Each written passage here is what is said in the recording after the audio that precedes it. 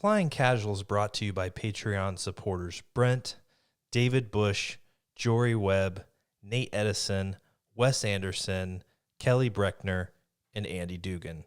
May the Force be with you. You're listening to Flying Casual, a Star Wars podcast. Here's your host, Michael Canterbury.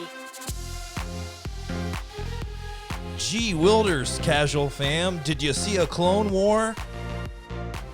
Yeah. Yes, we did. Yes, we all did. I am so excited to talk about the latest episode of Clone Wars, and doing that with me is the lovely Holly. Holly, great camera angle. You're glowing like an angel right now. It might be the lights, but... It's probably the lights. It's probably the webcam. I'm looking a little red right now. That could be because of the bathroom demo today. The bathroom demo was fun. Absolutely. That's something we actually didn't even share with Luke. I'm surprised I'm still walking right now. Mm-hmm. We also have Luke joining on the conversation, my friend. How you doing? Oh, doing all right. I've been doing little home improvements as well. Let's go. I feel how that feels.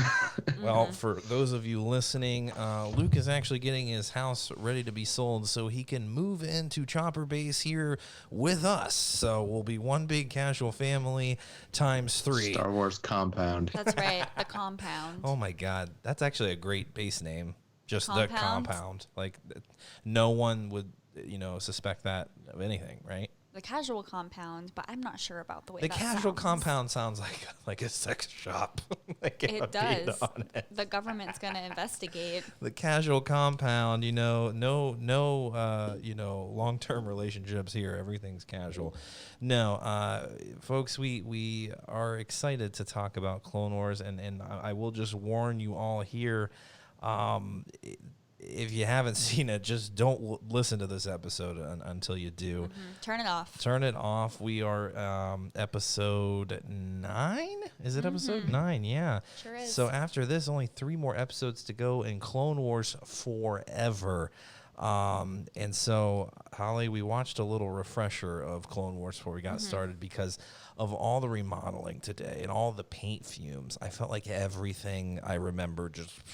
Yeah, it right kind out of my mind. went to my head a little. The fumes or the phrasing? Clone? The Clone Wars went to your head. I hope it did. No, the fumes for sure. The fumes for sure. Luke, I don't know if you had any fumes today in your remodeling efforts, but I know you were excited, for this arc, as were we. I got to hear your first thoughts about what was going on in this elevated version of Clone Wars. Yeah, this is the big one that we all knew was coming and have been anticipating, and it did not disappoint whatsoever. I mean, it was on a sort of epic action scale, unlike I think we've seen in the series before, which I'm not always like a big action sequence guy, but yeah, you couldn't not like a lot of those, especially Ahsoka diving out of the starship as it was coming in. The lander was coming in through the atmosphere of Mandalore. That was really intense and really, really cool. And gosh, there's just so much to cover. I don't know, Mike, where you want to start, but it definitely like blew me away. And one of my initial thoughts was, I don't know if they did this really on purpose or not, but it wouldn't surprise me if they did.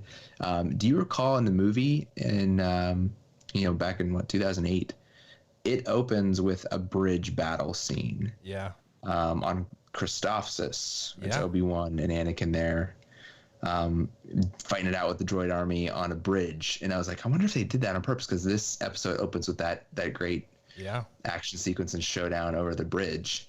And it seemed really fitting to me that this is kind of where this show is ending, when, this arc is the final arc to end it. And it's got that very similar kind of action setup as the opening of the movie did back in, over a decade ago.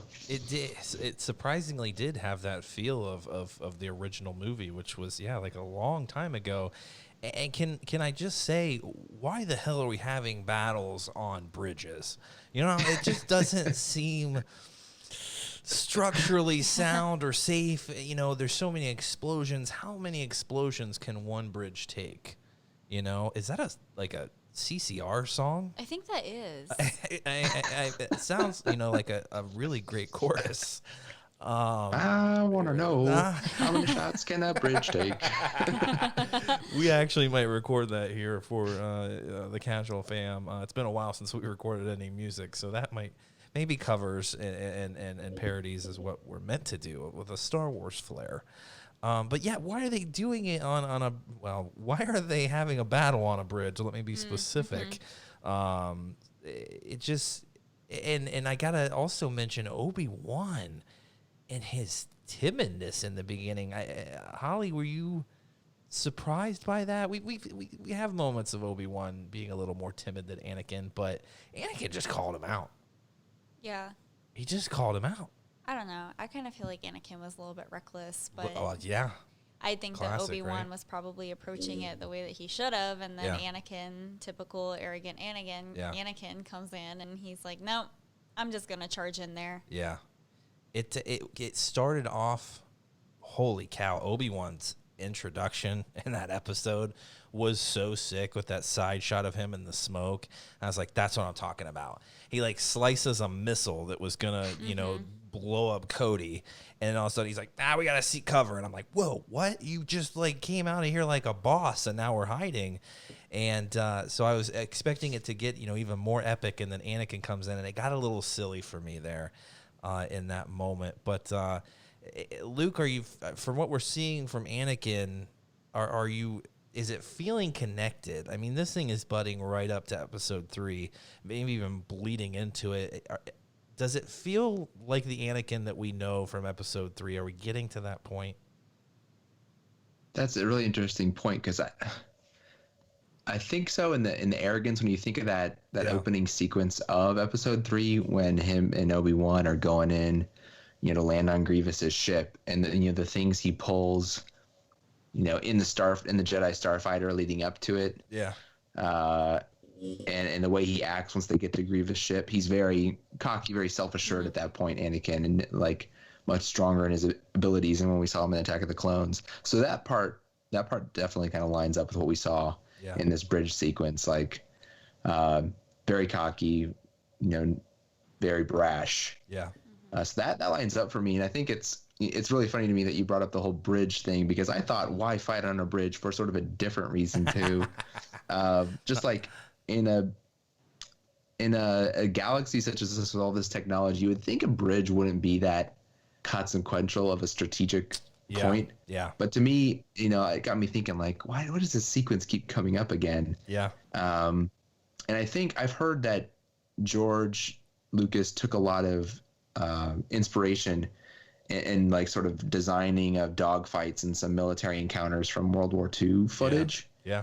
And when you think of back then, the bridges over rivers and things were huge strategic choke points, and there'd be battles over controlling river crossings and bridges. So I think it was probably that influence. True. That even though and when you can fly all around and have jetpacks and travel through space at light speed, what does the bridge matter? But it is a cool confrontational area.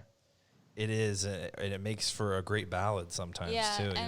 Writing yes, music. especially when it's sung by our very own Luke Elder. Right? Yeah, absolutely. But absolutely. I don't know. I think that when you break it down like that, sometimes jetpacks and flying through space at hyperspeed isn't always something that's relatable all the time, but war is. Yeah, that's and true. I think that when we can pull in those symbols, like a bridge is, like you guys said, something that you want to control to have the advantage. Yeah. And I feel like everyone kind of understands that in battle, that's absolutely where everyone's going to meet, because that makes or breaks your battle. That's true. We accept it because that's what we've seen in film and in actual documentaries, as Holly would say. Yeah, and really this whole series is a war show. Yeah. It truly is. So I guess that would make sense that we do keep seeing this sequence over and over. Yeah. Yeah, you see refugee crises and sort of abstainers, peaceful abstainers from the war, and how they get pulled into things. So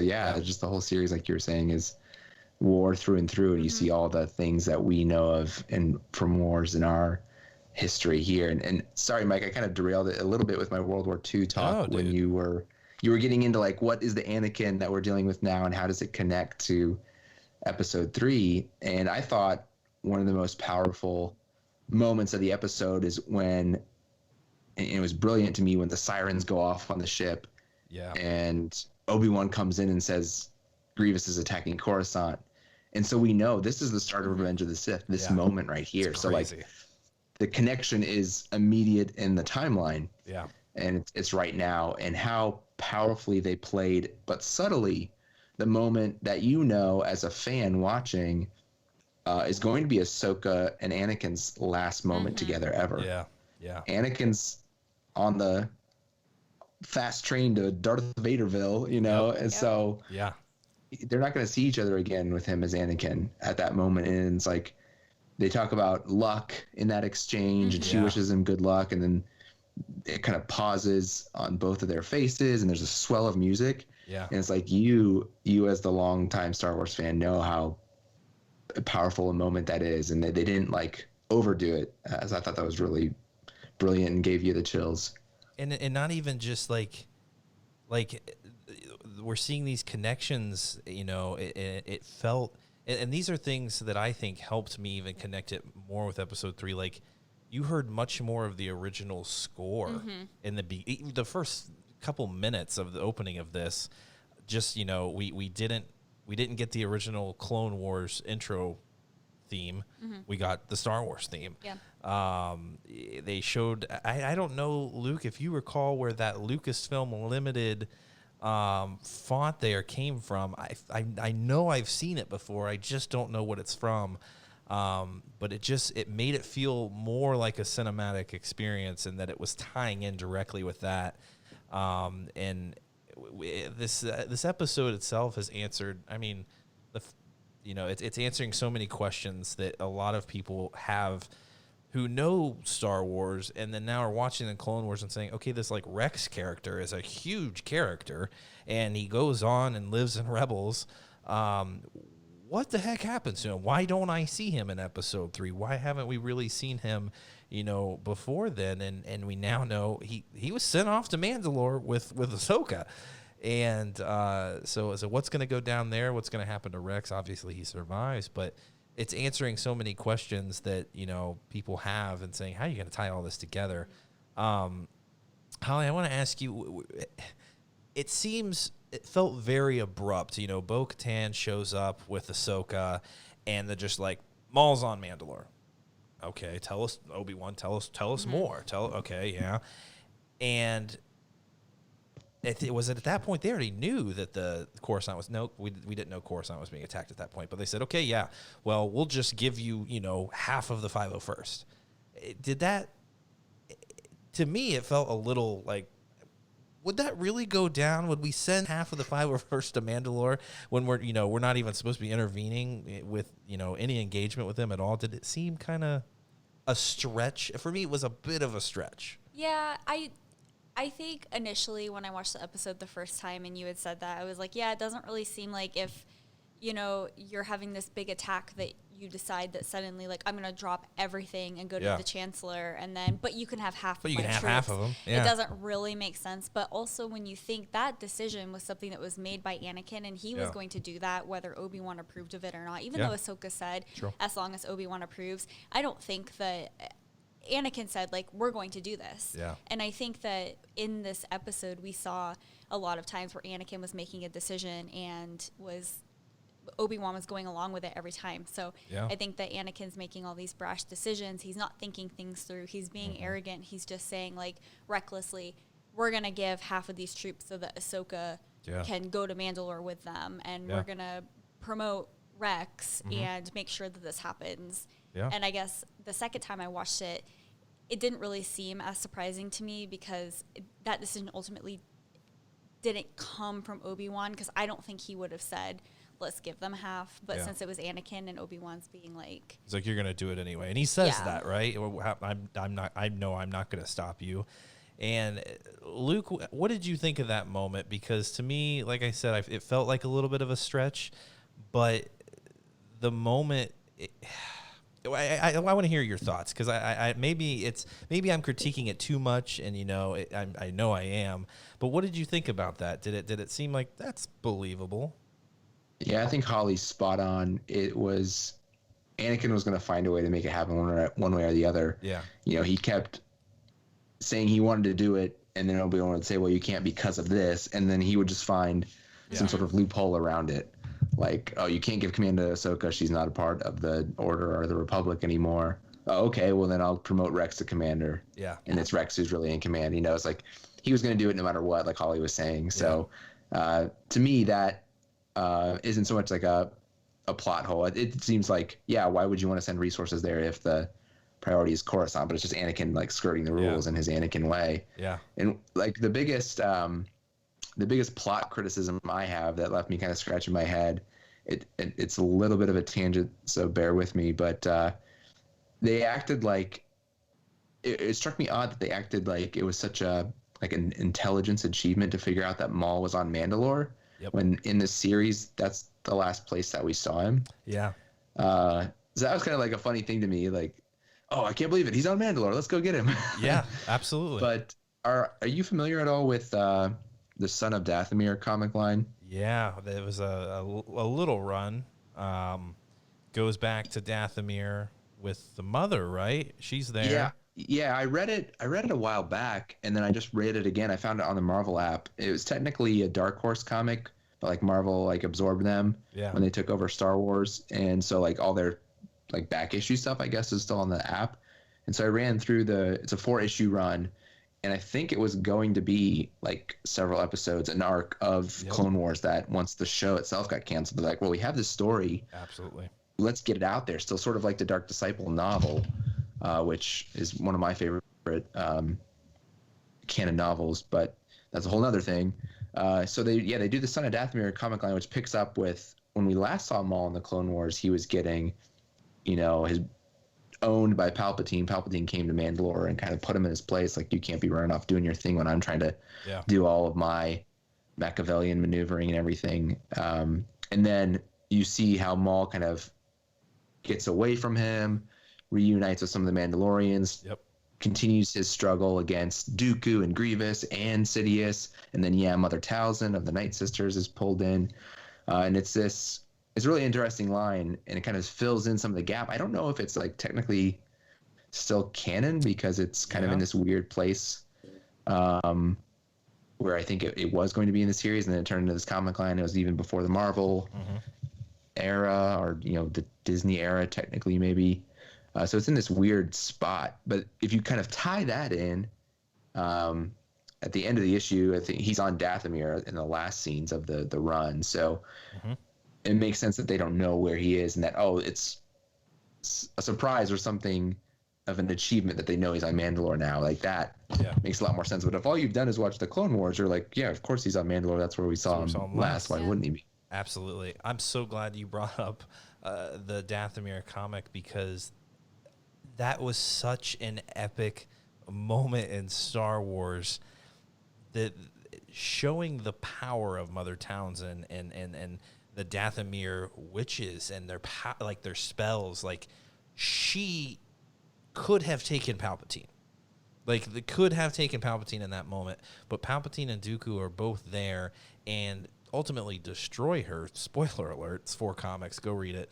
But, Maul is devastated by that, and she protects him. It's such a freaking great little story there, but it shows just that there's other powers out there, and that, Palpatine feared that she could disrupt his plans, and that she was the one who could do it. Correct me if I'm wrong, Luke. He commented how much he respected her and how powerful she was.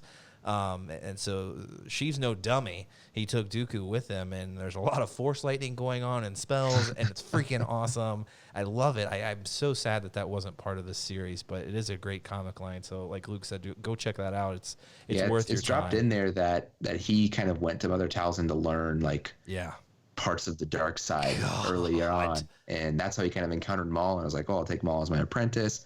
And then he sort of learned from Talzin, and then grew beyond her in the dark side, I think. It's so cool to think about an alternate Maul path. He learns all these powers from his mother. He has the dark side there with him, and this power that she possesses, and he learns it, and he becomes this ultimate bad figure. I mean, he already is, but it's kind of good that they didn't go down that path, because what we see and we learn in Rebels is that Maul hasn't matured. Maul hasn't grown from where he was in the Phantom Menace, and that's why he fails. That's why he fails against Obi-Wan so quickly. So I'm kind of glad they didn't, but man, you were at a crossroads there where you're like, Maul could become so freaking epic, and he is. But we ultimately know that, you know, he seeks revenge, and it leads to his downfall. And that was such an awesome way to end this episode too. And we'll get there to it in a moment. But other things this answered too. Yeah, for me, when I watch episode 3, and you know, it seems like, you know, we come from episode 2. Clones going there, whoop butt, separatists, cool. And then all of a sudden, Coruscant's under attack? What the hell happened? Like, how are their backs to the wall right now?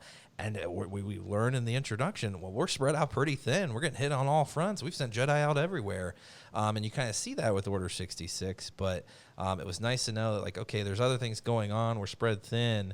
And this is why Anakin and Obi-Wan appear to arrive late to the battle. It seems like things are well underway, and they're like, all right, let's go get the Chancellor. It's like, well, how did he get captured in the first place?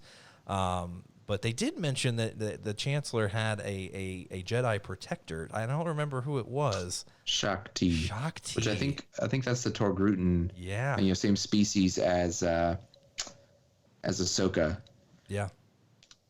Absolutely. And so then, you know, we defeat the Separatists there in that moment. They get summoned back, you know, to base or their command ship, whatever it is. And there's someone on the line using the Fulcrum channel or whatever you want to call it. And I just want to say that I don't know why that was just like very surprising to me. Yeah. And it might be because I watched Rebels before I watched any of the Clone Wars. And so to me, Fulcrum is Ahsoka. Yeah. And then they were like, oh, it's Saw Gerrera. And I was like, well, this is weird because we're like 20 years or around that before she appears in Rebels, right? Am I wrong? It's around there. Something like that. And then I was like, I think I looked at Michael and I was like, Saw is Fulcrum here? Where did that come from? But then Anakin goes in and it is Ahsoka. It's Ahsoka. And I was like, well, that's kind of a cool little callback there. So, yeah, Holly, isn't it great that it basically shows that Anakin originated the code name of Fulcrum, and then it's used by the Rebel Alliance, who is his enemy. Yeah. You know, that's right? Like yeah. Absolutely. And Holly, taking me to that moment, you know, Anakin running up, what is it? What's so important? And they see each other for the first time. Or even, you know, when she arrives, not a whole lot of time for pleasantries. Mm-hmm. Also, something that I think was very striking about that moment is it's been a really long time since we've seen Anakin and Ahsoka together, right? Yeah. But also, this is the first time in a long time that we've actually seen Anakin just be completely speechless. That was cool. Which I think speaks to the gravity of what's happening in that moment, because he has no words. Yeah, and how much she means to him. People forget how much time these two spent, and it makes you think now. I kind of want to go back after we finish Clone Wars, watch episode 3, and just be like, he's probably got some Ahsoka on the mind. I mean, yeah, he's rescuing the Chancellor, Padme, his child, but you know, Ahsoka's in there somewhere. He's probably shooken. I think so. And that's it. Their meeting was almost a, hey, we're gonna catch up later. You know, we're gonna win. Maybe a little overconfidence, and we'll see what's going on after. You can tell me all about it later. And yeah, like Luke said, that's the last time they're gonna see each other as Anakin and Ahsoka. Luke, were you looking for anything else from that moment? Was it just the right amount? Or, you know, we spent a lot of time with the Martez sisters, and our reunion here, you know, it was just, you know, 30 seconds or so. Yeah, I think that's a great thing that you pointed out there. It's some sort of tragic irony, you know, that they don't take more time, or they don't have more time to kind of reconnect. Yeah.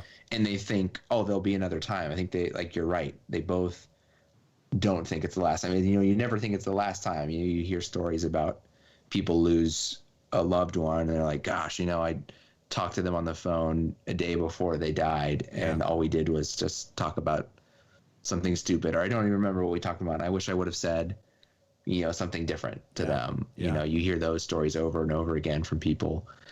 So it's a very like relatable thing that you can see Ahsoka thinking eventually like, I wish I would have said something different, or we would have talked more that last time I saw him. So I think that's really great. Again, how subtly it's played, that moment, and the gravity it just has, because we know what's to come as fans, and they didn't need to do something too crazy. They just kind of let that feeling and that knowledge of the fans sit there. Absolutely. And just like you're squirming, you're like, oh no, absolutely, this is the last time. And he's held onto her sabers the whole time, right? Yeah. And made some modifications, some tinkering, it seems. Made them better, he said. Another moment right prior to them having their own little special moment, Obi-Wan and Bo-Katan engaging in conversation about, well, why should we help Mandalore? There's a treaty and she doesn't care. You get Maul, I get Mandalore. And I can't recall exactly what she says about her sister. She says something like, I thought my sister meant more to you than that. I thought she meant more to you than that. It was very brief, but man, I remember, Holly, you probably recall the first time I watched it, I put my hands in my hair. I was like, oh, that felt like it cut deep. And it's just, it shows once Obi-Wan has flaws, he's not to blame for Anakin's downfall, I don't think, but he has, flaws, and he openly admits that. But now he's turning to the Republic, to duty. And that's, another reason it makes, their decision all the more. He's sticking to duty here. He could help Mandalore. He could help Bo and her family, but the Chancellor's calling. And there's another moment there where Ahsoka says, Coruscant isn't really under attack. Like, it's the Chancellor, and that's all you're worried about. Mm-hmm. And it was a really great moment to really show her maturity as well, and how much she's grown just since we've seen her here in the latest of Clone Wars, to say, I was reminded, why people like the Jedi and what they expect of us. And it's not, your dedication to the Chancellor. This is why you have failed. She summed it up very briefly, but this is why you failed. And maybe she foresees the Order going down a path, an even darker path. But Luke, what did you think about that moment? It was pretty tense. It was short, but it was tense. Yeah, it shows, what Ahsoka has learned through her experiences through the Clone Wars, and, with the Martez sisters more recently, and everything, that she, the part of the reasons that she walked away from the Orders, because she felt they were a little disconnected from just the regular people of the galaxy. But you see it both ways. Like, as a military matter, you can't really have your enemy attack and take over your capital. Or capture your leader. That's just like, that's not going to work for your military side of things, to be victorious. So Obi-Wan's right that they can't just not go to Coruscant and not worry about the invasion there. And Ahsoka's also right, because it's not what's most important to probably the vast majority of people in the galaxy, but it is important for their current military struggle. Yeah, and that simple conversation there, Holly, people were hitting up, or maybe not hitting up Ashley Eckstein in person, but she responded from some of people saying, this Martez sister, little scenario here, not digging it. What the hell? Where is this going? And she says, trust me, this is going to matter. This is going to matter, and it's going to be big, and just wait. And she was right. Yeah, she was. And I think that's something great about Ashley Eckstein is how invested she is in Ahsoka as a character, and how she tries to, embody her, like you said, maturity and her growth in this series, and we all trust her. So when Ashley Eckstein says it's going to matter, everyone was like, okay, this matters. It's going to matter. And moments, more moments of just pure emotion. Her meeting with the clones, seeing that they've, quickly, they heard she's back, and they quickly just, painted their helmets to represent her, and that their faith in her, and they've just, they stuck by her side even through, everything that happened with her in the Order. She's been with them for a very long time. She put her neck out for them, and she cared about them probably more than any of the other Jedi.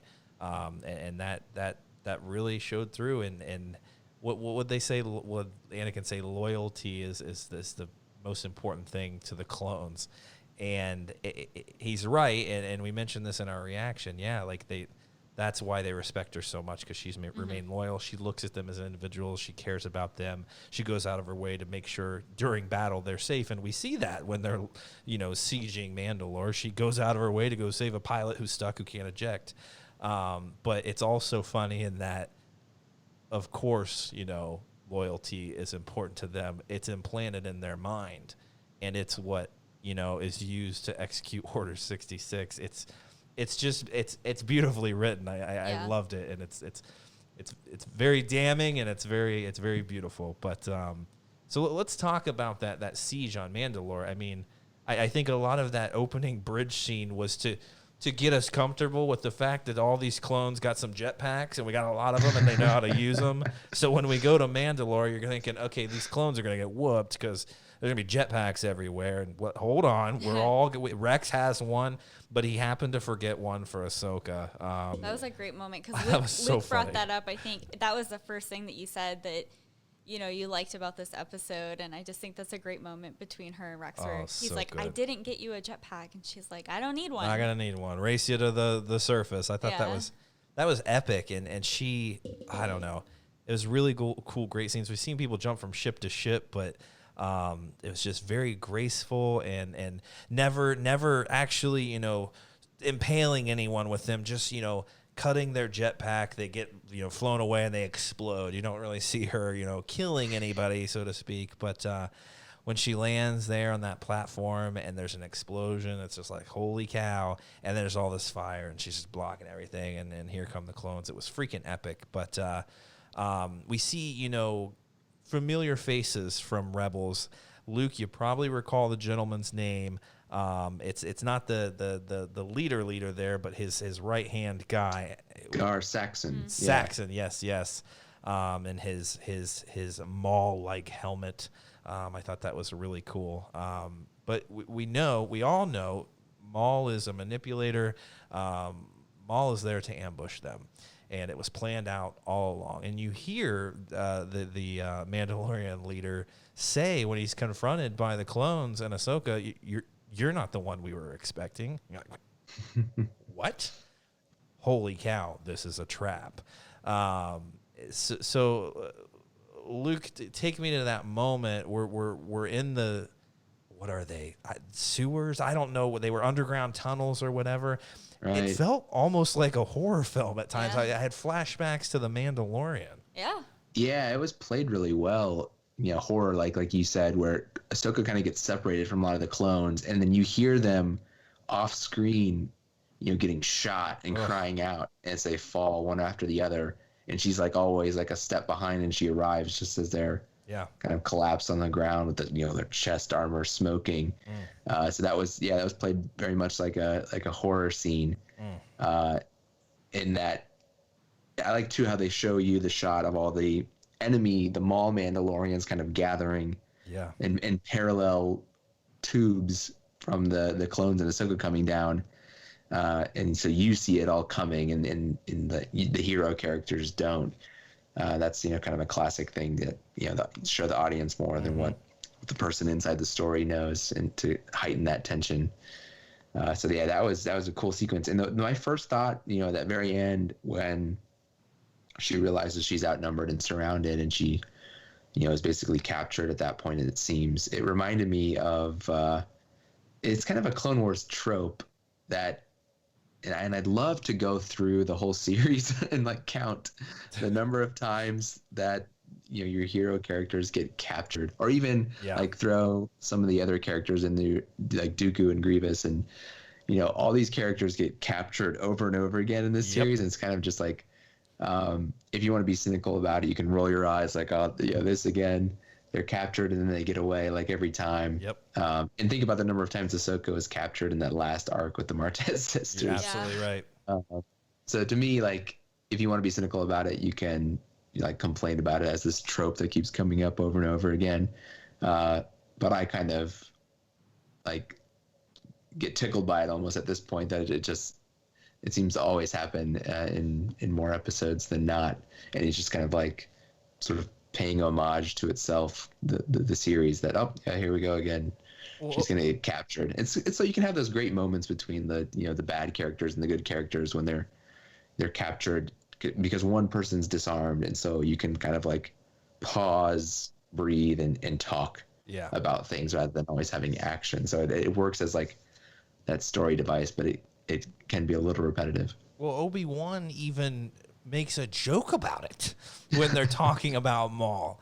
Hey, Ahsoka, I've killed Maul, once. Best to capture him. It seems like he refuses to die or something. I was like, oh my God. Yeah, I was a little surprised too, because, Obi-Wan and Anakin have had, many confrontations with Maul and his brother. It was pretty much a draw every time. To send Ahsoka on her own to face Maul, that's some faith, just as if she's gonna get him. And I'm thinking, you're gonna capture him? Like, how are you gonna do that? Like, he's eluded you all along. They weren't even going to go after him, so I don't know if to them in that moment it even mattered. Yeah, we'll give you half of our 5-0 first, but good luck. Like, so Holly, what did you like most about that whole battle sequence, or the Ahsoka moment, with Maul? What did you really take from that? Yeah, I think that this episode gave us a lot more battle and a lot more lightsaber action than like the whole season has so far, I guess. So I kind of liked what Luke was saying, where it kind of gives you the chance to get out of those action sequences. And I feel like we really needed that in that moment, because there had been so much go, go, go. And it was kind of like, okay, well, where are we going? Like, it has to come to a head at some point, and it did. And I guess, again, I know I keep saying it, but I'm going back in time, because I already know, and we all know by watching Rebels, that like Ahsoka is going to continue to get captured, but she's not going to die in these moments. And she's always going to be able to get out of it. So it almost, in a sense, does provide you as a viewer some relief, because it is very tense, but at the same time, she's going to get out of this. So it's really what's going to happen to the side characters in this moment. How is that going to move the story forward? And then, like Luke said, what is the conversation, and where is this going to go next? And that's how we're getting propelled forward. And I think it's happening very quickly. That's a beautiful way to transition into the conversation of like, where are we going now? And you're right, Maul, Ahsoka, they all survive. We know that. It's this conversation that we're gonna have that you have no idea what's going to be said. You know the end result, but you don't know what Maul's gonna propose here. You don't know what he's gonna tell Ahsoka. You don't know how much Ahsoka's going to know when she goes into hiding. You don't know what's going to happen necessarily to Rex. We know he survives as well. Are we going to see him escape during everything that's going down? And that's going to be very powerful stuff. And you guys know, I think one thing that I felt happened when I was watching Rebels, especially in the scenes that Ahsoka was involved with, where Maul was trying to get Ezra to do things for him and manipulate him. Ahsoka treated Maul as more of like an annoyance as opposed to how we're seeing their relationship right now, where it's we have to get him. He's this huge big baddie, like Michael likes to say. We got to get him. We got to take him down. We have to kill him. And now we know somewhere along the lines that relationship is going to change between them, because I feel like we see it in Rebels where she's just like, oh my God, you can't trust him. Yeah. Like, you just don't trust him. But Yeah. she's not like, we have to kill him right now. No, and Luke, Holly's, speaking a lot of good things about Maul and his character and his tendency to try to seek allies in moments, and I can see him, Ahsoka, put down your weapons. We have a common enemy. Join me. He's an opportunist, in this right? moment. He absolutely is. Luke, how do you see this conversation going down? I mean, the trailer, at least the commercial that we saw, the final one, it led me to believe they're gonna sit and have a conversation for a little bit, but I think they're just gonna get right into, okay, let's duke it out. We're gonna have a conversation. Is he gonna seek an ally here in this moment? And just we know Maul and he seeks revenge against Palpatine, right? He says it's his dying words. Is he the chosen one? He'll avenge us all, or whatever it is he said. How do you see that conversation going down, Luke? Yeah, it's a great thing to speculate about because, like you both said, we know these characters persist beyond this storyline, which again, a cynical point of view would be like, well, then why do I care? I know they're both going to make it through this. Yep. Neither of them is going to be killed because we know, they're in other storylines that take place after this. But to me, that almost makes it way more interesting, and it opens up so many possibilities because sort of death is kind of black and white. If one of them gets killed, that's like, a 50-50 chance they survive or they get killed. That's not entirely interesting whether or not somebody goes into a confrontation and is killed from a story standpoint. So to know that, and I trust that Filoni and the team will have a powerful story to tell, even though it doesn't, end in one ultimately being like totally defeated in terms of losing their life. So that to me is like, what is this moment going to be, this confrontation going to be about? And what is it going to uncover? And what is it going to show? What will each party try to get the other to see? Maul will certainly try to manipulate Ahsoka, but at the same time, Ahsoka has her own manipulations and point of view that she will try to influence Maul on, probably. And what really intrigues me about these final 3 episodes that I didn't really realize until we started talking, and that's the great thing about like just talking Star Wars with friends, because when you're experiencing it by yourself, you don't think of as many things when you start bouncing stuff off of each other back and forth. And we talked about how it shows that the timeline is mirrored up with Revenge of the Sith, and that means I think we could see Ahsoka experiencing and/or feeling the results of Order 66, which I didn't necessarily think we were going to experience, or didn't hold out too much hope we were going to experience. But now I'm starting to think more and more that we will, because we have seen they very blatantly said the timelines have overlapped here. So that could be an interesting thing of maybe both her and Maul experiencing some part of Order 66. Yeah. That would be insane to think that, Yoda having that moment, sensing it all on Kashyyyk, right? Drops his cane, his walking stick, whatever you want to call it, and beheads a couple of clone troopers, right? But Ahsoka having that moment. Ahsoka sensing the loss of her master. Boy, I think it's tragic, and she mistakes probably that loss of Anakin being deceased. She's just feeling the death of Anakin Skywalker and the rise of Lord Vader. Now, she doesn't know that he's necessarily Darth Vader. We know that from Rebels. She finds that out, the hard way. But to see that moment on screen would just add even more to such a devastating moment and an emotional moment. But I think we very well could see that. Something else I want to ask both of you is we see there's shots in the trailer of like Mace and holograms and things that, you know, it looks like it's coming from episode 3. Are there going to be any discussion or consequences for what Obi-Wan and Anakin let happen with losing half the 501st, sending them to Mandalore? Is that going to be a topic of conversation, or is it going to be more so the dark side shrouds everything right now? We have no idea what the hell is going on. I mean, I imagine that, I mean, we're watching the decision that Anakin made, even though he didn't know it would ultimately lead to what it did. And maybe Palpatine did. I don't know. Yeah. But we're watching the direct effects of that decision. Had he not given Ahsoka half of the troops, would have that turned out differently? I don't know. If he had just had them all go with Ahsoka, then the story would have been very different too. So had it maybe Anakin says, Ahsoka and I are going to go take care of this.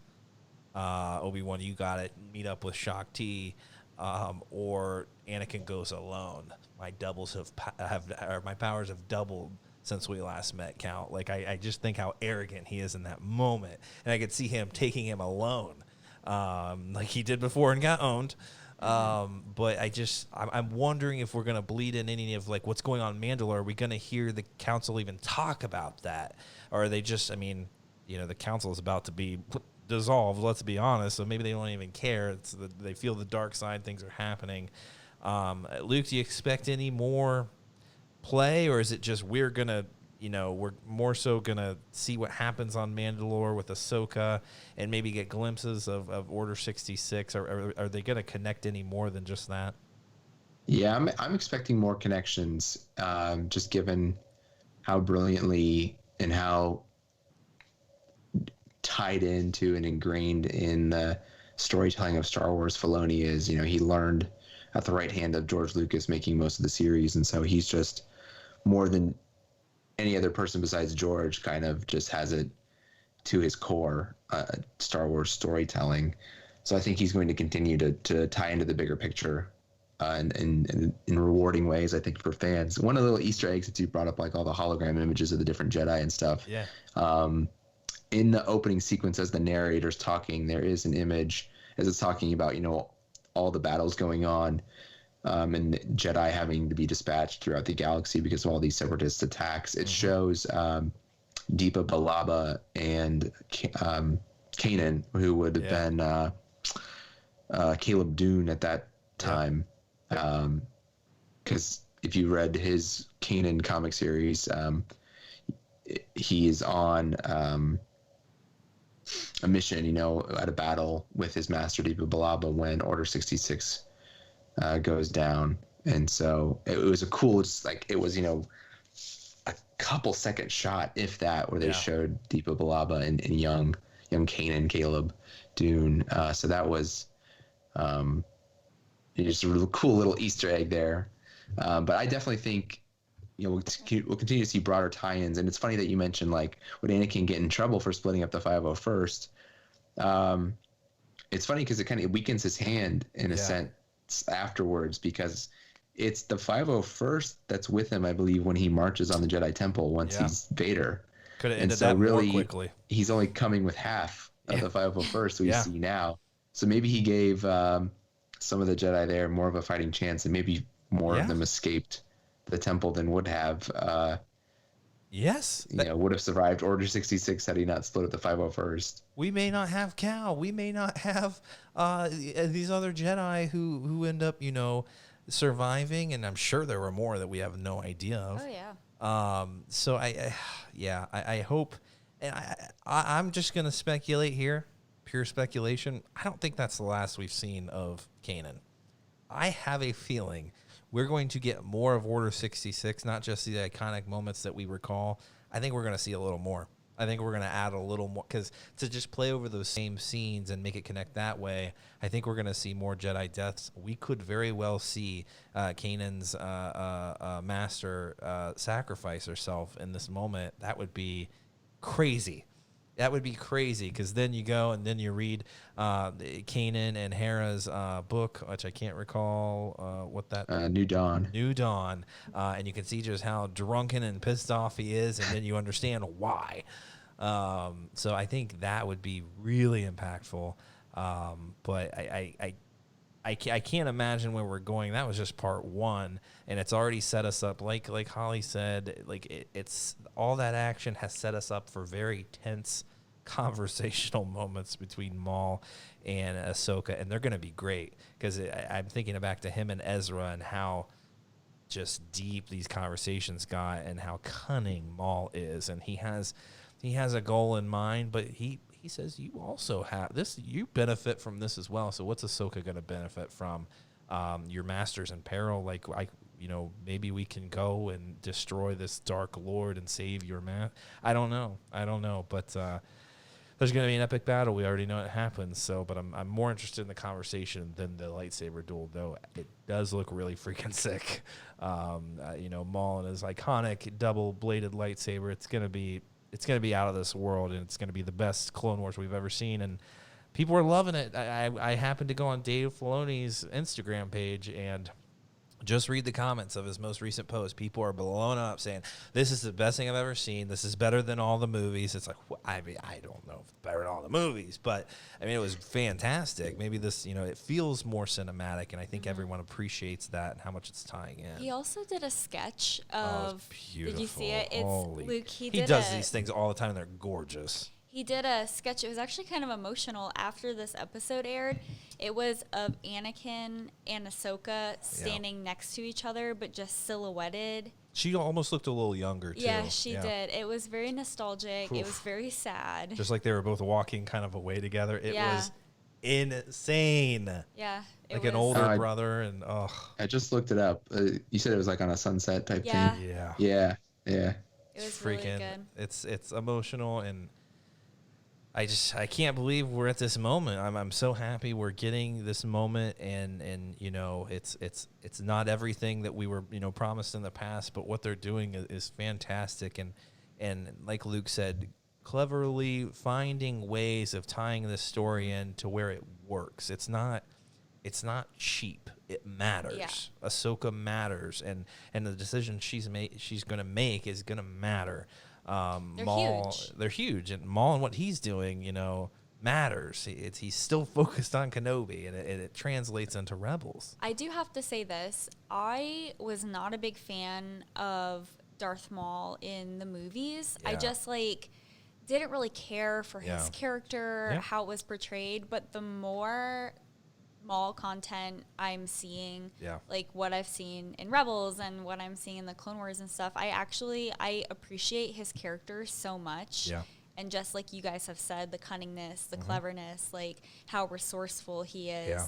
And I just I don't know, he's just such a great character. And that's George Lucas. That was all George Lucas bringing him back. And what they did is they took this character, that was kind of hot-headed, thought he was, going to go in and own these Jedi and bring about revenge, and he looked cool.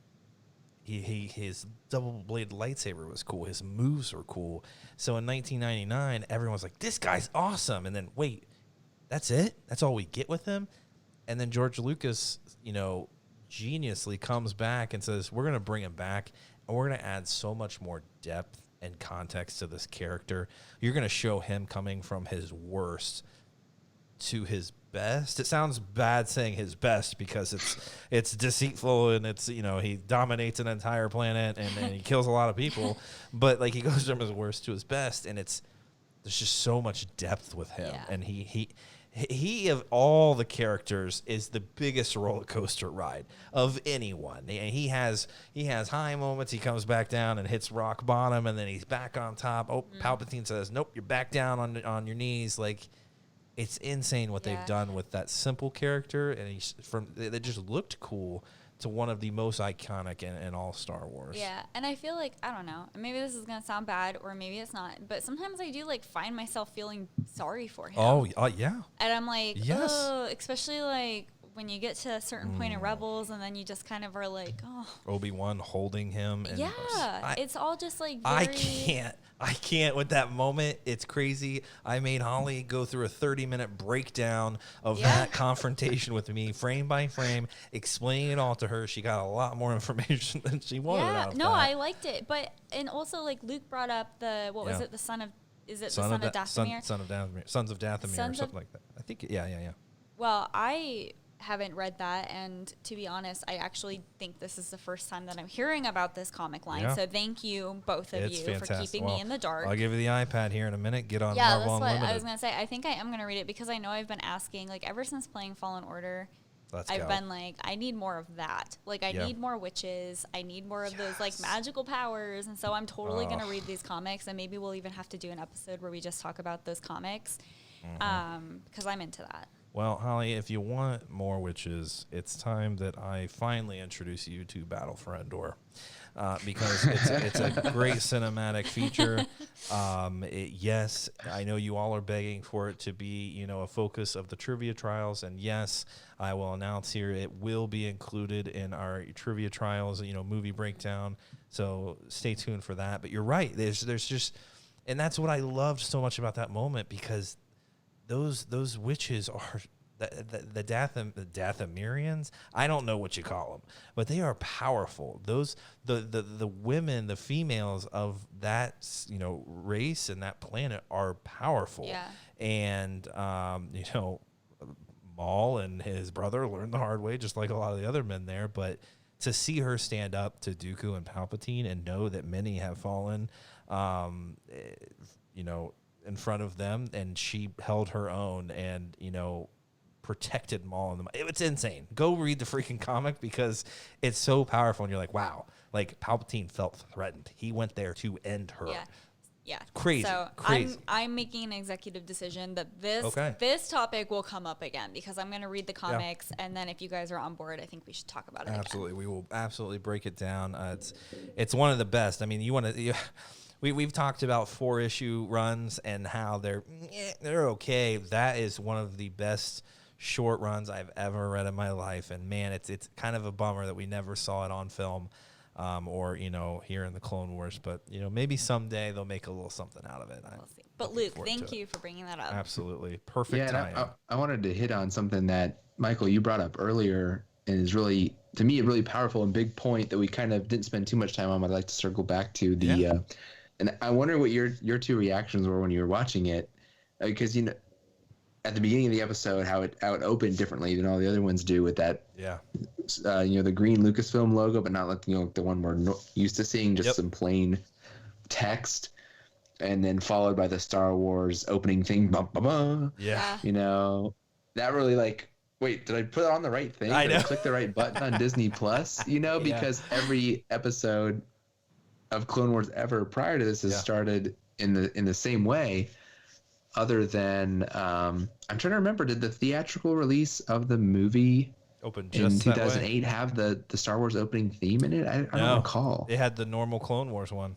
Okay, because I thought it was another way that they were trying to in a way make this a bookend. Obviously it's a bookend because it's supposed to be the end of the series, but keep making bookend elements to it. I mean, like I mentioned, with the bridge scene being the opening scene of the movie, and the bridge scene being the opening scene of this arc.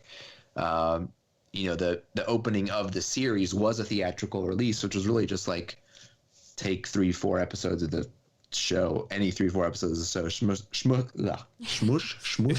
smush them together. Yeah, you got a movie, and you've got a movie. Yeah.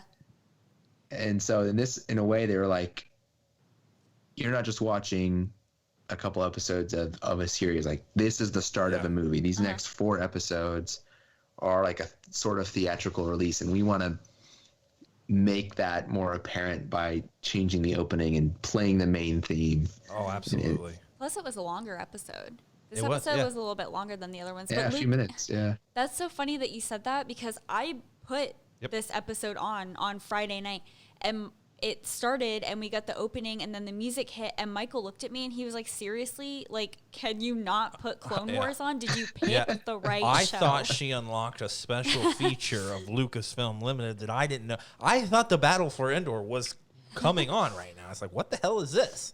And it is. It's such. They were almost saying like, this is part one of the biggest finale you're ever going to experience in Star Wars. If you're not paying attention, you now are. Mm-hmm.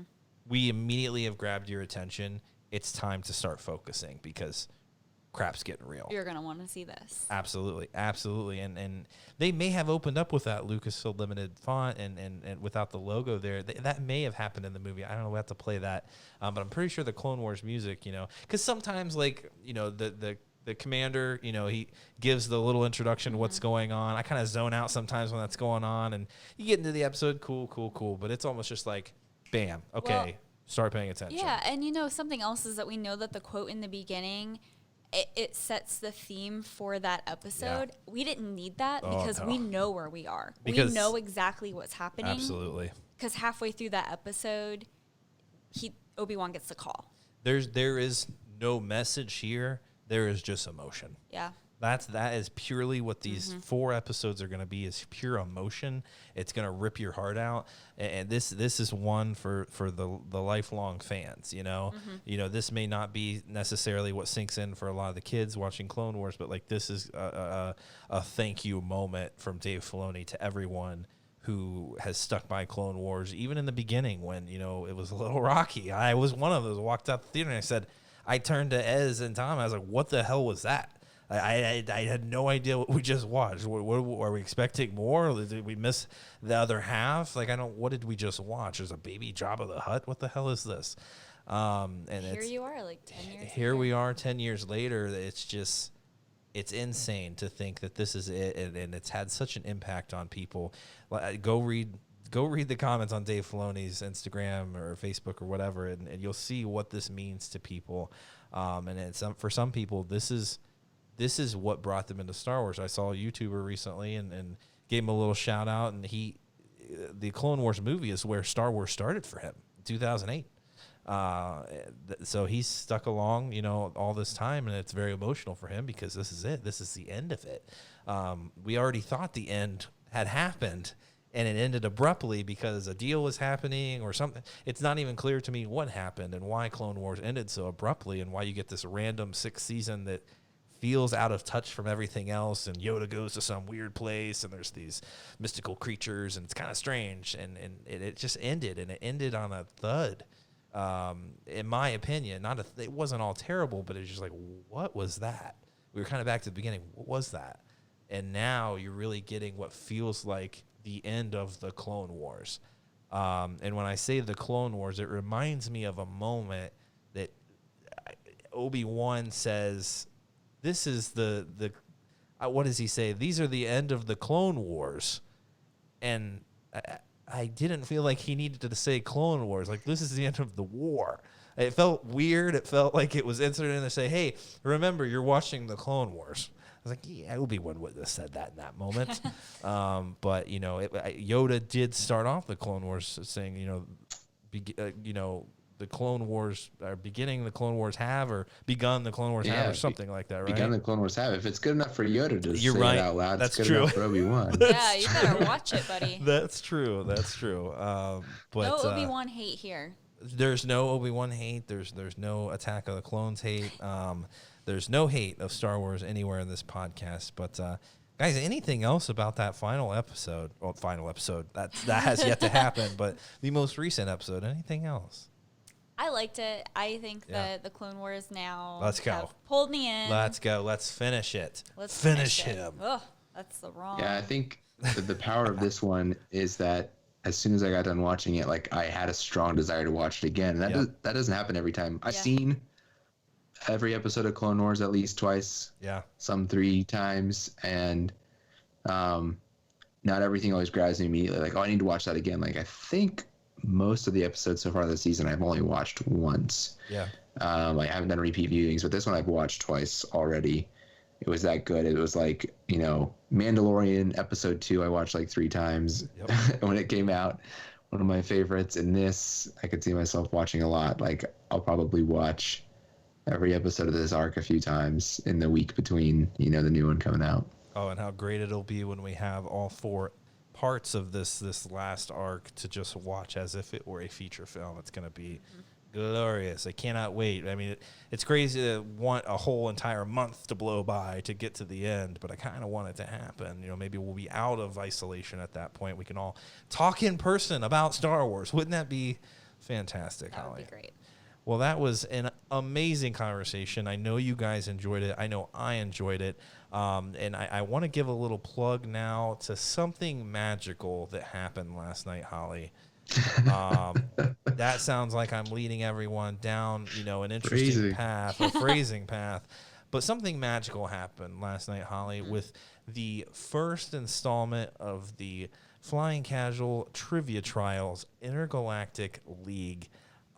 Jory versus Brent. It was one for the ages. It was a fun time. It was such a fun time.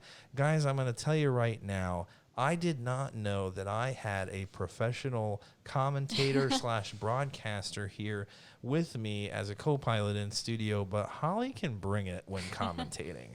Her humor is on point. Her she's just very pointed, and the jokes are very pointed. Yes, it's great. I commentated my heart out, and we did. just cannot wait for you guys to see this. I cannot wait, guys. I wanted to tease it now. It is going to take me several days to edit this thing. I will say that. But we had a lot of fun doing the trials via Skype with Jory and Brent. I'm not going to tell you the outcome right now. You're going to have to watch it for yourself. But it was so entertaining. It was so much fun. Holly and I watched 20 minutes of the ending, and both were just like, "Oh my God, what's going to happen?" It was that kind of on the edge of your seat entertainment, and we were a part of it, and it was such a fun time. It was like an out of body experience. That's a perfect. Half the time I felt like I was having an out of body experience because I was doing so many things at once. Well, phrasing. But next time maybe not the Jose Cuervo margarita. But we'll see. It wasn't as bad as the psychopathy in the past. But what a treat having those guys and have them being our first match there. It was, like I said, it was one for the ages. It was so fun, and those guys are such good guys. I want to thank the two of them, Jory and Brent, and also their families for being very accommodating during this time. It's it's not everyone is going to say, "Yeah, honey, yeah, you go ahead and have fun with your nerd friends on Skype talking about a Star War." Like that not everyone is that accommodating. It's just like Luke and his wife and his kids, accommodating like none other. And they're such, nice people, and it's a huge family that we've built, and the fact that they get to participate in it. And it brings me so much joy. I hope it brings you guys joy. I had such a fun time doing it. It's why I do it, because it's so fun. This isn't about the views. This isn't about anything other than we have a good time doing it, and that's why we're bringing it to you. So be ready for that. It's going to take me a few days. I don't have a date necessarily for the release, but it's going to be one you're going to want to watch on YouTube, and you're going to want to watch the whole thing because it was a lot of fun. So anyone have any announcements, surprises? I've gotten a couple questions about when the next book club is going to be. I don't have a date yet. I know I said that I wanted to give people some time to actually be able to get the book. I know that there's some delays in mailing if you're not going to do the ebook or the audiobook. So it's probably going to happen sometime in May. Yeah.